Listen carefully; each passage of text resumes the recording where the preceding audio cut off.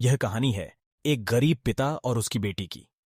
एक बार वह गरीब व्यक्ति अपनी बेटी को उसके स्कूल से लेकर शहर के एक महंगे होटल में पहुंचा। उस व्यक्ति ने फटे पुराने कपड़े पहने हुए थे और उसकी बेटी स्कूल की ड्रेस पहनी हुई थी। जब दोनों होटल के अंदर पहुंचे तो वेटर पूछा, सर आप क्या खाना पसंद करेंगे, आप अपना ऑर्डर बता दीजिए।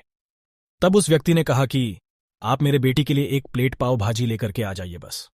वेटर ने कहा, सर आप कुछ नहीं लेंगे, आपके लिए भी कुछ लेकर आऊं। तो गरीब व्यक्ति ने कहा, मेरे लिए कुछ नहीं, आज मेरी बेटी के लिए पार्टी है। मैंने इससे वादा किया था कि अगर तुम इस जिले में 10th क्लास में टॉप करोगी तो तुम्हें मैं सबसे महंगे होटल में पार्टी दूंगा, तो आप सिर्फ बच्चे के लिए पाव भाजी ले आइए। वेटर ये बात सुनते ही दौड़कर अपने मालिक के पास गया और बोला कि सर आपसे एक छोटी सी रिक्वेस्ट है कि आप मेरी सैलरी से पैसा काट लेना, लेकिन आज मैं चाहता हूं कि उस बच्ची के साथ उसके पिता को भी एक प्लेट पाव भाजी खिलाया जाए, क्योंकि उस बच्ची ने पूरे जिले 10th क्लास में टॉप किया है।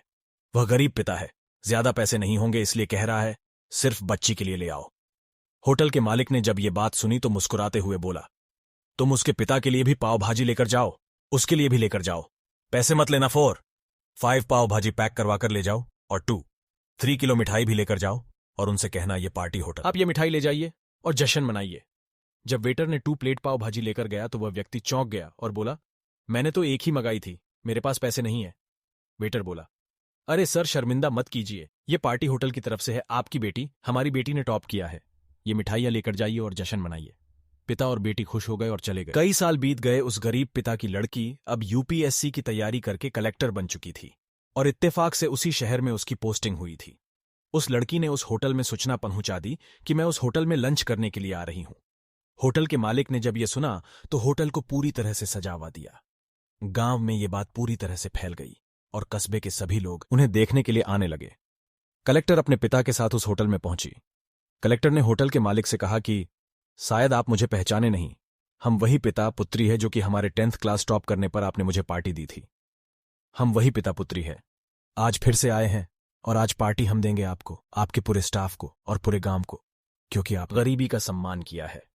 आपने उस दिन जो पार्टी दी थी, मुझे बताया कि मुझे कितनी और ऊंचाई तक पहुंचना है, कितनी और बड़ी मंजिल को छूना है।